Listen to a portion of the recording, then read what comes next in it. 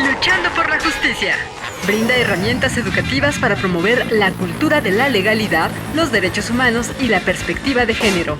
Luchando por la justicia.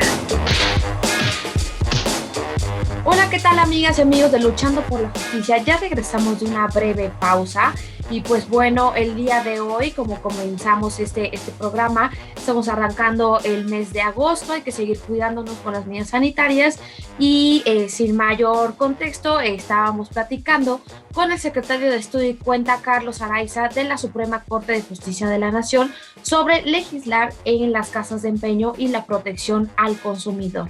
Antes de la pausa nos estaba contextualizando si el estado de Sinaloa es la autoridad o la entidad competente para emitir legislación en la materia o si es un tema competencial en la federación. ¿No es así, querido Carlos? Así es, Jess. Pues de hecho, como lo comentabas, precisamente el estado de Sinaloa, los legisladores del Congreso de Sinaloa, pues se dieron cuenta de que la regulación que existía a nivel federal, como lo comentábamos, era un tanto insuficiente y que la gente por lo regular, la gente que no tiene posibilidad de acceder a instituciones reguladas como son los bancos, pues tienen que recurrir a otro tipo de instituciones que se manejan de forma paralela a los bancos, pero que no funcionan igual porque no son bancos.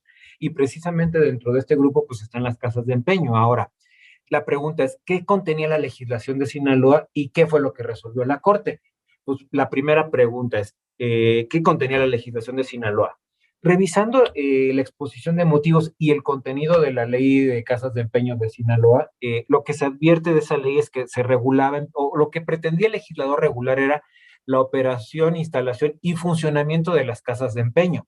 Y entonces esto pues parece como muy sensato porque lo que se estaba buscando en principio era una cuestión de carácter aparentemente administrativo, es decir, quieres establecer una casa de empeño, pues necesitas un permiso, para el pago del permiso me vas a pagar los derechos correspondientes para poderte expedir el permiso, la casa de empeño va a tener que funcionar con ciertas características, incluso como ocurre con el tema de los bancos, en los que por ejemplo a los bancos se les puso como medida obligatoria a nivel federal el utilizar estas puertas dobles de cristal, que no abre una si no está cerrada la otra, entonces era regulación en principio de esta naturaleza lo que se buscaba. Oye, y bueno, además del permiso, si no cumples con esto va a haber ciertas sanciones, vas a tener la posibilidad de un recurso, y eran cuestiones, insisto, de carácter eminentemente administrativo. Sin embargo, también revisando con más cuidado ya el contenido específico de la ley, encontrábamos algunos artículos que empezaban ya a ser un poco incómodos, podríamos decir, porque generaba la duda de hasta qué punto estaba invadiéndose la competencia de la federación o no. ¿Y qué decían estos artículos? Bueno, en esencia era la obligación de la casa de empeño de contar con un seguro que garantizara pues la integridad del bien que se dejaba en prenda. La otra, el verificar la identidad de la persona que deja el bien en prenda, el domicilio de esta persona, que se dejaran copias de estos documentos, una protesta de decir verdad de que era el propietario, o bien un documento con el que acreditara la propiedad precisamente para evitar esta cuestión que comentábamos sobre el posible robo que podría darse de bienes para luego ser dejados en prenda. Y bueno, este tipo de obligaciones precisamente era lo que venía en concreto el presidente de la República diciendo, oye, es que esto pues parece que es algo administrativo, pero ya en realidad se está metiendo con temas que son muy propios e inherentes al contrato de empeño, que jurídicamente este contrato de empeño, vale aclarar, se le denomina contrato de mutuo con interés. Ese es el nombre jurídico que recibe el contrato que se realiza. Entonces, ¿qué era lo que nos decía el presidente? Oye, pues cuando obligas a la persona a que deje copia de su identificación, de su domicilio, que te acredite la propiedad, pues esos son elementos que van de la mano con el contrato, y el contrato me toca regularlo a mí como federación y no a los estados. Entonces, cuando encontramos esto, pues prácticamente la sentencia de la Suprema Corte se divide en estas dos partes. Una primera en donde dice, a ver, mira, todos los temas administrativos que se prevén en la ley de casas de empeño de Sinaloa son correctos. ¿Por qué? Porque el estado de Sinaloa es competente para imponer las condiciones administrativas que considere para cualquier establecimiento, y esto lo puede hacer, pero lo que no puede hacer es todo lo que se refiera al acto de comercio. ¿Por qué no lo puede hacer? Porque decíamos, el artículo 73, fracción 10 de la Constitución, establece que corresponde al Congreso de la Unión legislar en materia de comercio. Entonces, el constituyente le da habilita, digamos, al Congreso de la Unión para que éste diga cuáles son los actos de comercio. Y aquí encontramos en el Código de Comercio el artículo 75 que establece cuáles actos van a ser de comercio para efectos de la legislación mercantil, porque tenemos el siguiente problema. El contrato de mutuo con interés que decíamos, que es el empeño que se realiza, se puede dar desde dos vertientes.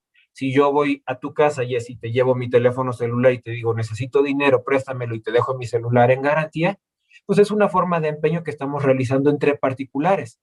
Pero también es posible que yo vaya con un profesional que lo hace de manera constante, profesional, insisto, y ya se va a regir por otro tipo de reglas, porque pues ya no es una persona, no es un amigo, un conocido que lo hace de manera ocasional para echarme la mano, sino que se trata de un profesional en materia de actos de comercio específicos como sería el empeño. Entonces, precisamente teníamos esa dicotomía en la que pues el empeño se puede dar entre civiles y bueno, en este caso estará regulado por los códigos civiles y es un acto entre particulares, pero por el otro lado puede darse entre un particular y una persona que aunque sea un particular lo realiza de manera profesional y que precisamente son las casas de empeño. Entonces, el artículo 75 del Código de Comercio que decíamos que deriva del 73 fracción 10 de la Constitución, distingue entre los actos de comercio a partir de la persona que los realiza,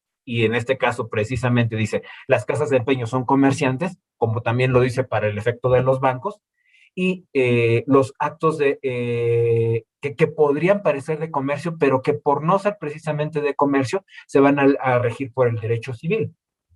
Entonces, aquí es donde la Corte dice, oye, cuando tú estás regulando casas de empeño, pues se trata de profesionales de comercio. Y entonces, al tratarse de profesionales de comercio, eso me toca a mí. Y si tú estás legislando en materia del contrato de mutuo con interés, y ese contrato de mutuo con interés es celebrado por un profesional, como es una casa de empeño, que lo hace de manera habitual y constante, pues entonces esta materia le toca legislarla única y exclusivamente a la federación. No lo pueden hacer los estados, porque los estados lo pueden hacer cuando se trata del derecho civil. Es decir, si va a tratarse de un empeño entre un amigo y la persona que va a dejar el bien, adelante, tú lo legislas en tu código civil, pero código de comercio solo hay uno, no hay un código de comercio por entidad. Entonces, esto es lo que se dijo que le corresponde precisamente a la federación legislar y por tanto esos artículos que establecían estas obligaciones específicas para las casas de empeño relacionadas con elementos del contrato como era el seguro, como eran las identificaciones o acreditar la propiedad, se dijo que esto ya le correspondía a la federación y no al estado de Sinaloa. Ahora, parece que esto va en detrimento del consumidor, pero la realidad es que no es así, porque precisamente todas estas obligaciones que estamos comentando que había previsto la legislación de Sinaloa ya estaban previstas en la Ley de Protección al Consumidor y en la norma oficial mexicana de Profeco que resulta aplicable para casas de empeño. Entonces, en realidad lo que se trataba era de una sobreregulación exactamente en el mismo sentido, que pues carecería de alguna lógica si ya la federación lo tenía previsto y el estado de Sinaloa la copió y estableció lo mismo, pero a nivel local. En realidad resultaba innecesario, además de que el estado, insisto, es incompetente para resolver de esto.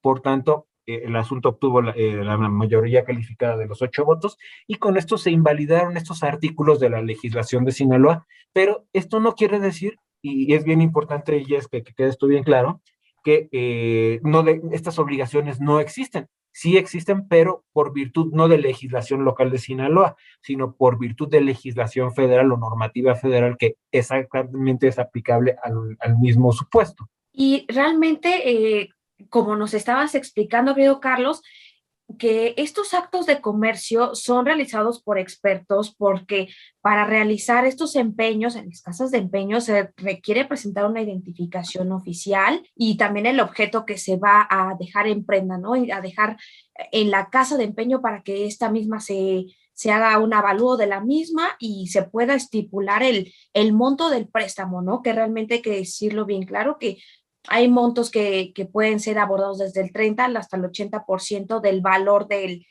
bien que se deja y jamás se va a llegar a un 100%.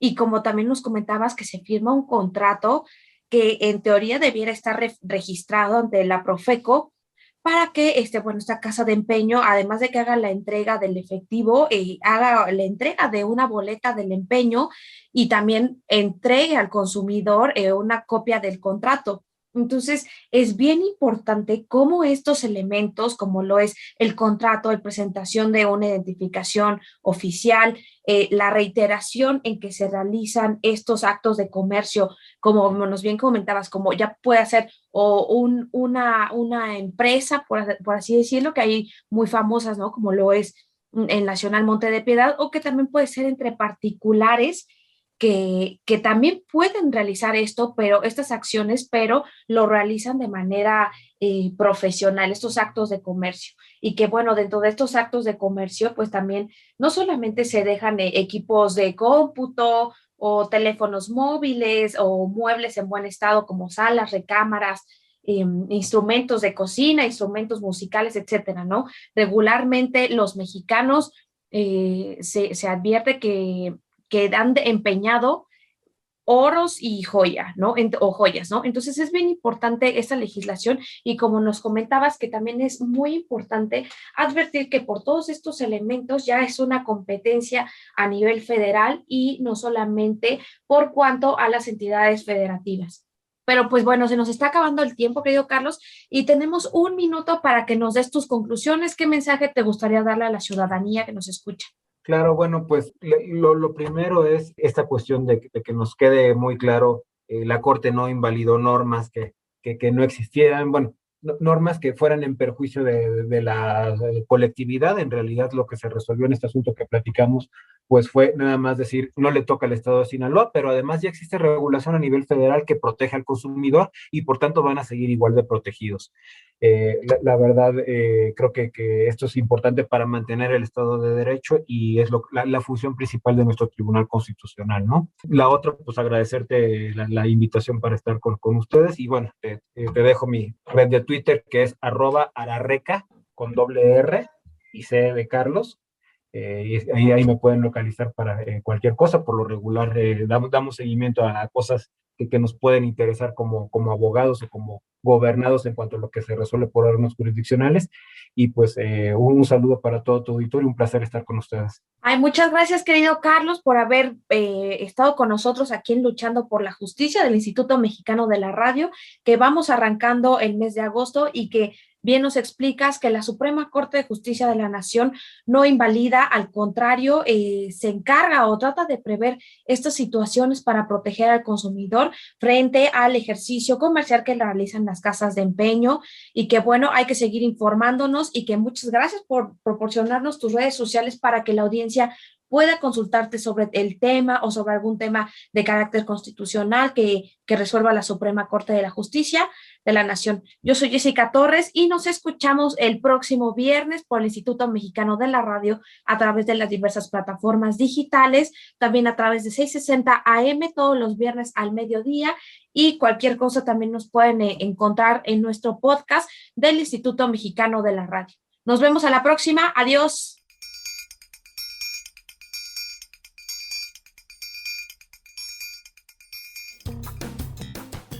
Las casas de empeño prestan una cantidad de efectivo sobre el valor de una prenda que el cliente recupera mediante el pago del capital más el costo del préstamo en un plazo acordado. Cuando el propietario de la prenda no cumple con el pago o no refrenda su préstamo, el artículo empeñado se pone a la venta. El 62% de los mexicanos que empeñan mencionan que dejan alhajas de oro, seguido por aparatos eléctricos menores como cámaras fotográficas o de video, reproductores de MP3, teléfonos celulares, tabletas, computadoras de escritorio y portátiles, entre otros. Luchando por la justicia, promueve el pensamiento de respeto a los derechos humanos y que las diferencias individuales no sean argumento para justificar la desigualdad, el maltrato o la discriminación. Luchando por la justicia. Luchando por la justicia. Brinda herramientas educativas para promover la cultura de la legalidad, los derechos humanos y la perspectiva de género. Luchando por la justicia. Hola, ¿qué tal amigas y amigos de Luchando por la Justicia? Ya regresamos de una breve pausa Y pues bueno, el día de hoy, como comenzamos este programa, estamos arrancando el mes de agosto, hay que seguir cuidándonos con las medidas sanitarias y sin mayor contexto, estábamos platicando con el secretario de Estudio y Cuenta, Carlos Araiza, de la Suprema Corte de Justicia de la Nación, sobre legislar en las casas de empeño y la protección al consumidor. Antes de la pausa nos estaba contextualizando si el estado de Sinaloa es autoridad o sí, la autoridad o la entidad competente para emitir legislación en la materia o si es un tema competencial en la federación. ¿No es así, querido Carlos? Así es, Jess. Pues de hecho, como lo comentabas, precisamente el estado de Sinaloa, los legisladores del Congreso de Sinaloa, pues se dieron cuenta de que la regulación que existía a nivel federal, como lo comentábamos, era un tanto insuficiente y que la gente por lo regular, la gente que no tiene posibilidad de acceder a instituciones reguladas como son los bancos, pues tienen que recurrir a otro tipo de instituciones que se manejan de forma paralela a los bancos, pero que no funcionan igual porque no son bancos. Y precisamente dentro de este grupo, pues están las casas de empeño. Ahora, la pregunta es, ¿qué contenía la legislación de Sinaloa y qué fue lo que resolvió la Corte? Pues la primera pregunta es, ¿qué contenía la legislación de Sinaloa? Revisando la exposición de motivos y el contenido de la ley de casas de empeño de Sinaloa, lo que se advierte de esa ley es que se regulaban, o lo que pretendía el legislador regular era la operación, instalación y funcionamiento de las casas de empeño. Y entonces esto pues parece como muy sensato porque lo que se estaba buscando en principio era una cuestión de carácter aparentemente administrativo, es decir, quieres establecer una casa de empeño, pues necesitas un permiso, para el pago del permiso me vas a pagar los derechos correspondientes para poderte expedir el permiso, la casa de empeño va a tener que funcionar con ciertas características, incluso como ocurre con el tema de los bancos, en los que, por ejemplo, a los bancos se les puso como medida obligatoria a nivel federal el utilizar estas puertas dobles de cristal, que no abre una si no está cerrada la otra, entonces era regulación en principio de esta naturaleza lo que se buscaba. Oye, y bueno, además del permiso, si no cumples con esto va a haber ciertas sanciones, vas a tener la posibilidad de un recurso, y eran cuestiones, insisto, de carácter eminentemente administrativo. Sin embargo, también revisando con más cuidado ya el contenido específico de la ley, encontrábamos algunos artículos que empezaban ya a ser un poco incómodos, podríamos decir, porque generaba la duda de hasta qué punto estaba invadiéndose la competencia de la federación o no. ¿Y qué decían estos artículos? Bueno, en esencia era la obligación de la casa de empeño de contar con un seguro que garantizara pues, la integridad del bien que se dejaba en prenda. La otra, el verificar la identidad de la persona que deja el bien en prenda, el domicilio de esta persona, que se dejaran copias de estos documentos, una protesta de decir verdad de que era el propietario, o bien un documento con el que acreditara la propiedad precisamente para evitar esta cuestión que comentábamos sobre el posible robo que podría darse de bienes para luego ser dejados en prenda. Y bueno, este tipo de obligaciones precisamente era lo que venía en concreto el presidente de la República diciendo, oye, es que esto pues parece que es algo administrativo, pero ya en realidad se está metiendo con temas que son muy propios e inherentes al contrato de empeño, que jurídicamente este contrato de empeño, vale aclarar, se le denomina contrato de mutuo con interés. Ese es el nombre jurídico que recibe el contrato que se realiza. Entonces, ¿qué era lo que nos decía el presidente? Oye, pues cuando obligas a la persona a que deje copia de su identificación, de su domicilio, que te acredite la propiedad, pues esos son elementos que van de la mano con el contrato, y el contrato me toca regularlo a mí como federación y no a los estados. Entonces, cuando encontramos esto, pues prácticamente la sentencia de la Suprema Corte se divide en estas dos partes. Una primera en donde dice, a ver, mira, todos los temas administrativos que se prevén en la ley de casas de empeño de Sinaloa son correctos. ¿Por qué? Porque el estado de Sinaloa es competente para imponer las condiciones administrativas que considere para cualquier establecimiento, y esto lo puede hacer, pero lo que no puede hacer es todo lo que se refiera al acto de comercio. ¿Por qué no lo puede hacer?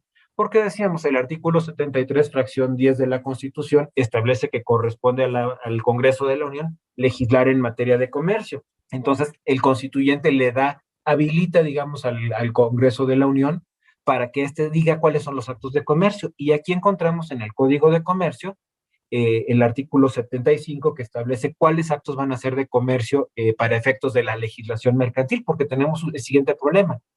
El contrato de mutuo con interés que decíamos, que es el empeño que se realiza, se puede dar desde dos vertientes. Si yo voy a tu casa, Jessy, te llevo mi teléfono celular y te digo, necesito dinero, préstamelo y te dejo mi celular en garantía, pues es una forma de empeño que estamos realizando entre particulares. Pero también es posible que yo vaya con un profesional que lo hace de manera constante, profesional, insisto, y ya se va a regir por otro tipo de reglas, porque pues ya no es una persona, no es un amigo, un conocido que lo hace de manera ocasional para echarme la mano, sino que se trata de un profesional en materia de actos de comercio específicos como sería el empeño. Entonces, precisamente teníamos esa dicotomía en la que pues el empeño se puede dar entre civiles y bueno, en este caso estará regulado por los códigos civiles y es un acto entre particulares, pero por el otro lado puede darse entre un particular y una persona que aunque sea un particular lo realiza de manera profesional y que precisamente son las casas de empeño. Entonces, el artículo 75 del Código de Comercio que decíamos que deriva del 73 fracción 10 de la Constitución, distingue entre los actos de comercio a partir de la persona que los realiza,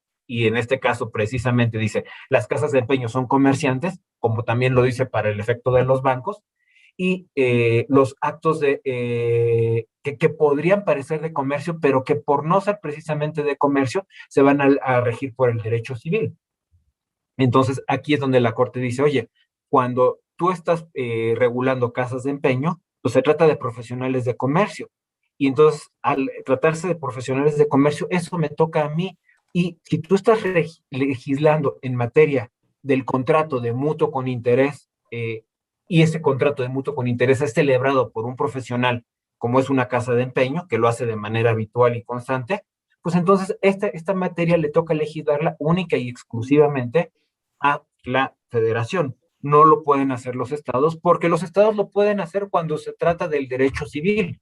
Es decir, si va a tratarse de un empeño entre un amigo y la persona que va a dejar el bien, adelante, tú lo legislas en tu código civil, pero código de comercio solo hay uno, no hay un código de comercio por entidad. Entonces, esto es lo que se dijo que le corresponde precisamente a la federación legislar y por tanto esos artículos que establecían estas obligaciones específicas para las casas de empeño relacionadas con elementos del contrato como era el seguro, como eran las identificaciones o acreditar la propiedad, se dijo que esto ya le correspondía a la federación y no al estado de Sinaloa. Ahora, parece que esto va en detrimento del consumidor, pero la realidad es que no es así, porque precisamente todas estas obligaciones que estábamos comentando que había previsto la legislación de Sinaloa ya estaban previstas en la Ley de Protección al Consumidor y en la norma oficial mexicana de Profeco que resulta aplicable para casas de empeño. Entonces, en realidad lo que se trataba era de una sobreregulación exactamente en el mismo sentido, que pues carecería de alguna lógica si ya la federación lo tenía previsto y el estado de Sinaloa la copió y estableció lo mismo, pero a nivel local. En realidad resultaba innecesario, además de que el estado, insisto, es incompetente para resolver de esto. Por tanto, el asunto obtuvo la mayoría calificada de los 8 votos y con esto se invalidaron estos artículos de la legislación de Sinaloa, pero esto no quiere decir, y es bien importante, y es que quede esto bien claro, que estas obligaciones no existen. Sí existen, pero por virtud no de legislación local de Sinaloa, sino por virtud de legislación federal o normativa federal que exactamente es aplicable al mismo supuesto. Y realmente, como nos estabas explicando, querido Carlos, que estos actos de comercio son realizados por expertos porque para realizar estos empeños en las casas de empeño se requiere presentar una identificación oficial y también el objeto que se va a dejar en prenda, ¿no? Y a dejar en la casa de empeño para que esta misma se haga un avalúo de la misma y se pueda estipular el monto del préstamo, ¿no? Que realmente hay que decirlo bien claro que hay montos que pueden ser abordados desde el 30 hasta el 80% del valor del bien que se deja y jamás se va a llegar a un 100%. Y como también nos comentabas que se firma un contrato que en teoría debiera estar registrado ante la Profeco para que bueno, esta casa de empeño, además de que haga la entrega del efectivo, haga la entrega de una boleta del empeño y también entregue al consumidor una copia del contrato. Entonces, es bien importante cómo estos elementos, como lo es el contrato, la presentación de una identificación oficial, la reiteración en que se realizan estos actos de comercio, como nos bien comentabas, como ya puede ser o una empresa, por así decirlo, que hay muy famosas, ¿no? Como lo es el Nacional Monte de Piedad, o que también puede ser entre particulares que también pueden realizar esto, pero estas acciones, pero lo realizan de manera profesional, estos actos de comercio. Y que bueno, dentro de estos actos de comercio, pues también no solamente se dejan equipos de cómputo o teléfonos móviles o muebles en buen estado como salas, recámaras, instrumentos de cocina, instrumentos musicales, etcétera, ¿no? Regularmente los mexicanos se advierte que han empeñado oros y joya, ¿no? O joyas, ¿no? Entonces es bien importante esta legislación y como nos comentabas que también es muy importante advertir que por todos estos elementos ya es una competencia a nivel federal y no solamente por cuanto a las entidades federativas. Pero pues bueno, se nos está acabando el tiempo, querido Carlos, y tenemos 1 minuto para que nos des tus conclusiones. ¿Qué mensaje te gustaría darle a la ciudadanía que nos escucha? Claro, bueno, pues lo primero es esta cuestión de que nos quede muy claro, la Corte no invalidó normas que no existieran, bueno, normas que fueran en perjuicio de la colectividad. En realidad lo que se resolvió en este asunto que platicamos, pues fue nada más decir, no le toca al Estado de Sinaloa, pero además ya existe regulación a nivel federal que protege al consumidor y por tanto van a seguir igual de protegidos. La verdad, creo que esto es importante para mantener el Estado de Derecho y es la función principal de nuestro Tribunal Constitucional, ¿no? La otra, pues agradecerte la invitación para estar con ustedes y bueno, te dejo mi red de Twitter que es @ararreca con doble R y C de Carlos. Y ahí me pueden localizar para cualquier cosa. Por lo regular damos seguimiento a cosas que nos pueden interesar como abogados o como gobernados en cuanto a lo que se resuelve por órganos jurisdiccionales. Y pues un saludo para todo tu auditorio, un placer estar con ustedes. Ay, muchas gracias, querido Carlos, por haber estado con nosotros aquí en Luchando por la Justicia del Instituto Mexicano de la Radio, que vamos arrancando el mes de agosto y que bien nos explicas que la Suprema Corte de Justicia de la Nación no invalida, al contrario, se encarga o trata de prever estas situaciones para proteger al consumidor frente al ejercicio comercial que realizan las casas de empeño y que, bueno, hay que seguir informándonos y que muchas gracias por proporcionarnos tus redes sociales para que la audiencia pueda consultarte sobre el tema o sobre algún tema de carácter constitucional que resuelva la Suprema Corte de la Justicia de la Nación. Yo soy Jessica Torres y nos escuchamos el próximo viernes por el Instituto Mexicano de la Radio a través de las diversas plataformas digitales, también a través de 660 AM todos los viernes al mediodía y cualquier cosa también nos pueden encontrar en nuestro podcast del Instituto Mexicano de la Radio. Nos vemos a la próxima. Adiós.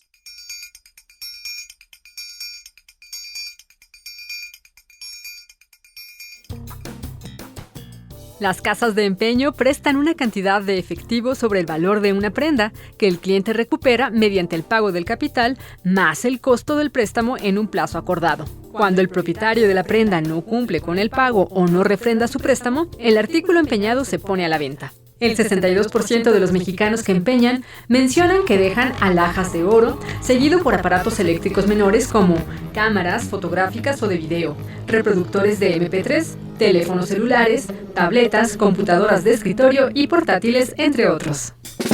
Luchando por la justicia, promueve el pensamiento de respeto a los derechos humanos y que las diferencias individuales no sean argumento para justificar la desigualdad, el maltrato o la discriminación. Luchando por la justicia. Luchando por la justicia.